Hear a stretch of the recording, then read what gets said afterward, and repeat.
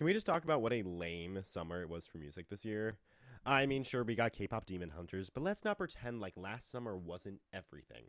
Last summer, we got new stars like Sabrina Carpenter and Chappell Roan, Drake and Kendrick's beef dominated rap, and Billie Eilish and Brat Summer were huge. By comparison, this summer was particularly disappointing. Though perhaps my biggest musical disappointment of this year was Taylor Swift's The Life of a Showgirl. What was advertised as full of bangers and focused on quality simply did not meet what was expected. As a huge fan of Midnights in the Tortured Poets department, I was bereft to hear the phrase, "But I'm not a bad bitch," and "This isn't Savage," on the emotional centerpiece on the album, and a song about Travis Kelce's, well, you know. Critics agreed, with the album being her worst received to date. Regardless, the album opened with a massive 4 million units sold in the US on the first week alone, instantly becoming the best-selling album of the year. However, the album's negative reception got me thinking. What is the purpose of criticism when reviewing music in the modern day? Does criticism even matter nowadays?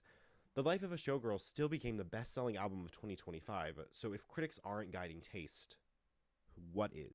Before the 18th century, aristocrats and nobility would employ musicians, commission pieces, and use music for their own entertainment as well as official court functions. Famous composers like Bach and Handel were employed by churches to create music for kings, nobles, or religious ceremonies, not paying audiences. The critic didn't exist yet. The opinions of these pieces as art would come from the wealthy themselves. And while the poor did have access to music, this included more folk music and local festivals, whereas high art was not available for their consumption. However, in the mid 1750s, composers like Mozart began writing symphonies for paying audiences, not just nobility. Music would be further democratized by the invention of the printing press, allowing for sheet music to be distributed on a larger scale, and the increasingly affordability of pianos. The printing press also allowed for journalism to be printed and distributed on a more consistent basis, including musical criticism. For the entirety of the existence of the critic, there have been debates on their purpose. In the 18th century, critics claimed to be cultural mediators, bridging the gap between artist and audience, advising the audience on taste and what to spend their hard-earned money on, and for the artist, offering feedback and criticism so that their art remains high quality. Back then, the critic was democratizing, familiarizing high art with a populace that previously never had the opportunity to experience it. However, as one might expect, contemporary opinions sometimes never reflect the true merit of a piece of art, as art is subjective.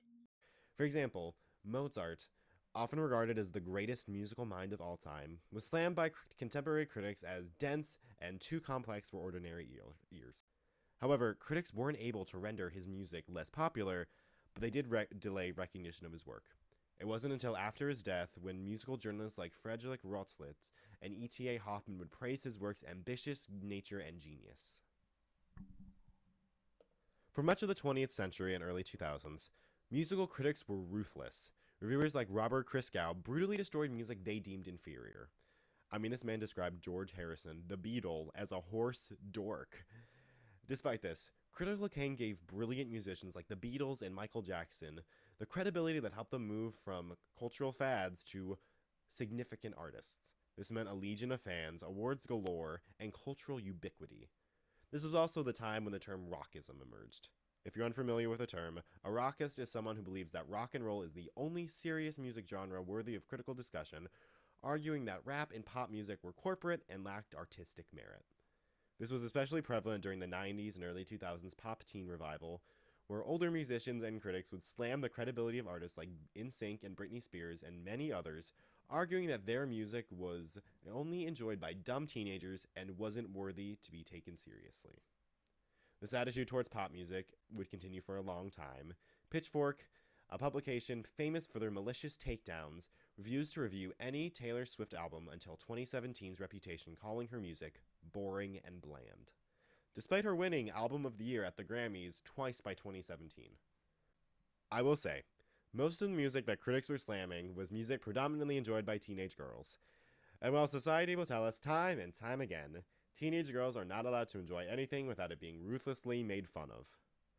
Critics had become out of touch and lost their purpose. Despite this, critics like Pitchfork still had power in the early 2010s. Universal praise helped push Kendrick Lamar, Arcade Fire, and Frank Ocean into the limelight. What ultimately began to shake critics' power in the industry was the rise of music streaming services and TikTok. Because people now, in theory, had access to every single piece of music ever recorded, they didn't need a critic to tell them what to spend money on.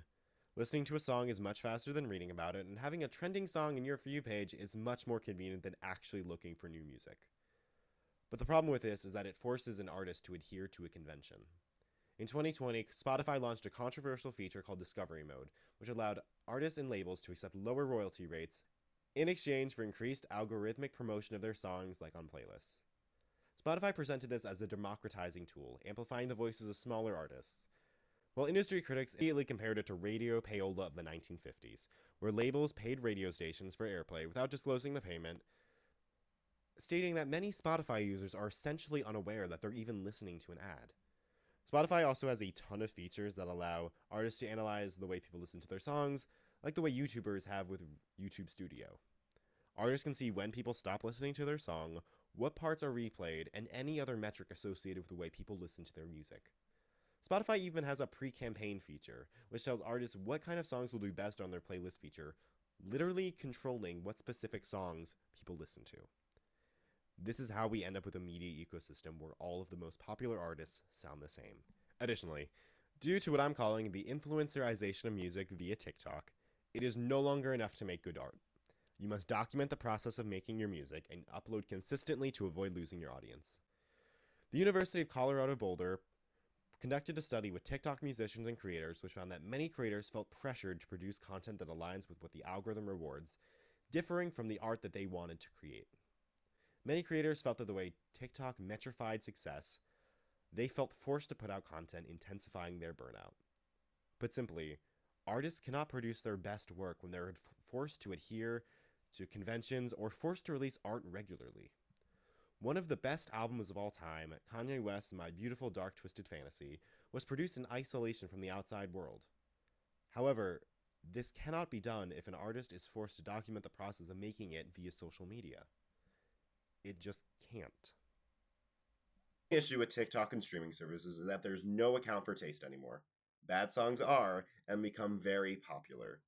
How many of us could sing the chorus of JoJo Siwa or liked one of the many videos making fun of her? Seems harmless. Until you realize that Karma actually received airplay on pop radio alongside actually good music. Again, this may not seem like a huge deal, but it is intrinsically unfair to extremely talented artists who are now trying to appeal to a machine instead of an audience. This really reminds me of the Ed Sheeran of it all. Not to be a hater of Ed Sheeran and his music, but if you're unaware, he has spoken ad nauseum about how he recycles the same chord progressions and generic lyrics to make the song as relatable as possible. He's also admitted to being obsessed with the numbers, admitting that he's checked his sales figures every morning. No hate to Ed Sheeran or his fans, but this is precisely what is wrong with music nowadays. Everything is metrified, and the art is formulaic and lazy as a result. His reasons like Bad Habits and Shivers are carbon copies of Shape of You. In a March 2023 interview with Rolling Stone, Ed Sheeran argued that in the age of streaming, anyone can listen to an album, so there is no point in criticism. And while I do understand the point he is trying to make, the skeptic in me believes that this comment was more motivated by him trying to depower critics. To me, it feels like Sheeran realized that he's been lazy with the quality and originality of his work, and finds it easier to bash critics for their elitism rather than invest in his own artistic ability. If Ed Sheeran had it his way, critics would no longer publish and the audience would listen completely unaware of his lack of effort, handing him time and attention for an album that is a rehash of everything he's been doing for the last 15 years. For the record, Ed Sheeran is still quite popular, especially in the UK, albeit less in recent years. Regardless, his ability to release nothing new and still do considerably well illustrates how broken the music industry is. Yancey Strickler put it best. It was once critics who helped shape cultural values, spotting a trend here, putting a scene on the map there. But now the process is driven by metrics. Instead, art and culture have been safely neutralized as interchangeable commercial objects just like everything else. Who was it that criticized selling out in the first place? The critic, of course. The decline of the critic mirrors the decline in the media they cover. In summation, critics hold a vital place in the media ecosystem. They're supposed to call out artists for releasing subpar or bad art. Artists like Ed Sheeran would benefit from the critic disappearing. It's about an issue of accountability. I think one of the biggest issues with criticism nowadays in the music industry is how it's characterized. Since the advent of musical streaming services, people in theory aren't spending money on a specific artist, they're buying access to every song in a catalog. So the image of the critic defending the hard-earned money of their readers isn't as compelling anymore, since people's money is spent anyway. I think this results in criticism being more aimed at the artists themselves rather than the readers, which changes how the artists actually respond to the criticism. In response to the review of their 2020 album Manic, Halsey posted on Twitter, "Can the basement they run Pitchfork out of just collapse already?" Considering that Pitchfork operates out of One World Trade Center in New York City, and Halsey was calling for the building's immediate collapse, yeah, the optics on this one weren't good at all. But this does point to a broader cultural trend where artists will attempt to memify or clap back in a way that robs their viewers' claims of their potency. Another thing artists will do is respond with their art. After her vocals for her duet with Stevie Nicks at the 2010 Grammys were criticized for being weak and flat, Taylor Swift clapped back with her 2010 song Mean. Khalifa Sanif of The New Yorker puts it best. The Taylor Swift song Mean is a righteous blast of indignation aimed at a pompous writer who enjoys picking on the weaker man. It sounds less righteous when you know that the target seems to have been Bob Letzfetz, who was not an all-powerful writer for a mainstream publication, but an industry gadfly who shared his thoughts in an email newsletter. 15 years after the song's release, Swift is more powerful than just about anyone. Beyond Mean, there are countless instances where popular artists like Benson Boone will duet TikToks critiquing their music only to make fun of the reviewer and their critiques. This not only robs themselves of instances to consider making their music better, but it also trains their fans and the general populace as a whole that musical criticism is pointless and deserves to be made fun of. However, at its core, criticism is supposed to help artists recognize when they put out bad art and help course correct. Take David Bowie, for example. After hitting a commercial and critical high point with his album Let's Dance, he released Tonight in 1984 and Never Let Me Down in 1987. Albums which were criticized for being soulless, lazy, and pretentious. He even admitted that he was phoning it in during their creation. However, the poor reception inspired him to reinvent his image and sound and try harder on his later releases, some of which have become classics in the rock genre. Another great example of this was in 2003, Pitchfork writer Amanda Putritz reviewed Ryan Adams' album, Rock and Roll, and gave it a 2.5 out of 10. The review was highly critical, calling the album overblown, humiliating, and ridiculous. Adams then decided to reach out and request an interview. I'll admit I don't know much about Ryan Adams or his music or his story, and I have to admit that during the interview I found him quite jarring. Adams curses like a sailor and goes on a lot of mini tangents that go far from actually discussing his reaction to their criticism. However, Adams remains respectful towards Putritz's opinion, and they do have a cordial conversation as two enjoyers of music. While I found Adams to be abrasive and hard to converse with, he clearly has a good nature about taking criticism. I also really respect that Pitchfork didn't apologize for their opinion or change it when the artist they were critiquing responded. To me, this seems like they care about the music and weren't malicious in the pursuit of a journalistic takedown. While I do think most of the discourse surrounding the life of a showgirl was largely unproductive and not centered in the music at all, one argument I do think is worth bringing up is the whole let people enjoy it argument. I do really sympathize with this argument, and genuinely, if you did enjoy the life of a showgirl the first listen, then by all means get off the internet. However, criticism is important. As flawed as it may be, critics do have a role in the media ecosystem. While a positive review will not help Taylor Swift gain a new audience, a negative one does hold her accountable for her work. Throughout her career, you can see times when criticism has guided her to create great music. Red, which I love by the way, was criticized for its lack of cohesion and length, so we got 1989, a sleek and cohesive pop album. Folklore and Evermore became her most acclaimed releases for their poetic language and storytelling, which have become staples in her writing since. The Tortured Poets production was labeled as stale and the songwriting too verbose, which resulted in her picking an entirely new sonic direction and arguably dumbing down her songwriting. Did this make for a great album? No. But you can clearly see she respects her critics when the conversation is about the music itself and not Twitter stans or rage-baiting journalists instantly declaring it the best or worst thing she's ever made. Maybe one day the life of a showgirl will join in the ranks of the Beach Boys' Pet Sounds, the Beatles' Abbey Road, or her own reputation as albums that weren't understood by critics initially, but through time became classics. Time does seem to be the final judge on the quality of music, so who knows? Maybe Karma by Jojo Siwa was the song of the summer. No, it wasn't. It can't be.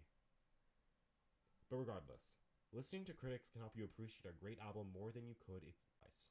And if you disagree, awesome. Healthy discourse and the ability to agree to disagree is what separates us from the animals. We all interpret art differently, and that should be celebrated. All right, that is all I have for you today. Thank you so much for watching if you're still at this point, and I'll see you next time. Again, I don't have much experience with PowerPoint or editing features on videos, so thank you so much for your patience. Please let me know if you have any ideas for future videos or anything else you'd like to see, and have a wonderful day.